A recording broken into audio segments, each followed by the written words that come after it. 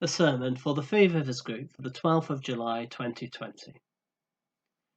Isaiah is a fascinating part of the Old Testament, referred to by some as the fifth gospel. There is no other Old Testament text which is more often cited by early Christian writers. Perhaps we don't give it enough attention, so let's begin to remedy this by looking at the text we have set for today. This short text fits in quite well the parable of the sower we've heard as well. Those who compose the lectionary know how to combine their text, and it would be easy to interpret the Isaiah text through the Gospel. I'm not going to do that though. I'm going to tackle the Isaiah text in its own terms. To start with, perhaps we should set the context. Although Isaiah forms a single book in our Bibles, scholars broadly agree that it is a composite of 3 books from a similar school. Broadly speaking, chapters 1 to 39, 40 to 55, and 56 to the end being the usual subdivisions. Of course, it's much more complicated, but that's a bit beyond the scope of today's sermon. One of the reasons for the division is that the events described in the book range over a long period of the history of Israel. The first part is set in Babylon, where the people of Israel have been taken into captivity. The second part is written as the people of Israel are preparing to return to the Holy Land, and the last part is written on their return. Again, it's much more complicated, but that's an accurate enough summary for now. Today's excerpt is full of hope, full of expectation, coming as it does at the end of the second part of Isaiah.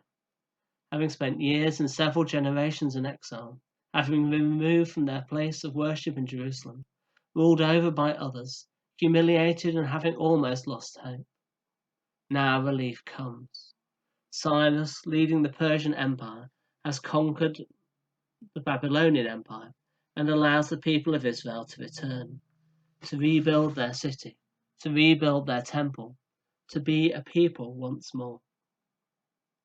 Perhaps a timely reading, pointing as it does to return.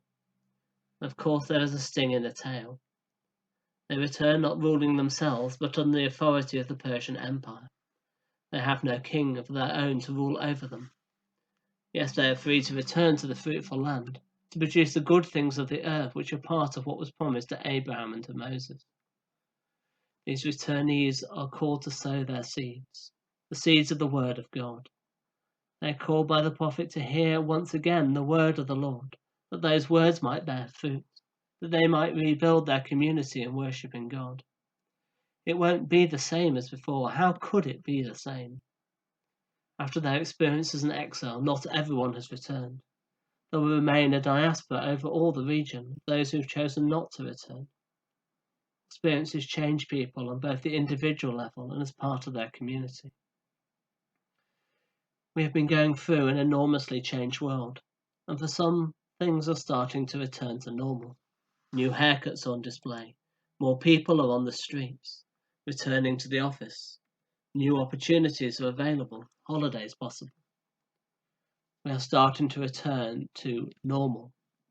But how could it be the same normal? Our exile has been a mixture of delight and despair, discovery and boredom, tiring and energizing. We all have our own list of things we can't wait to do. Have we noticed, though, how we have changed? Have we had the time and space to re-evaluate what is important? What learning do we want to carry forward? Later parts of Isaiah are an exercise in asking a similar question. What will be important when we return? To replant and sow, to come close to God once more, to act to care for the orphan and widow in our midst, to remain faithful in prayer and worship. Isaiah paints a beautiful picture of what this new world might look like. What beautiful picture do you want to paint of a post-COVID-19 world?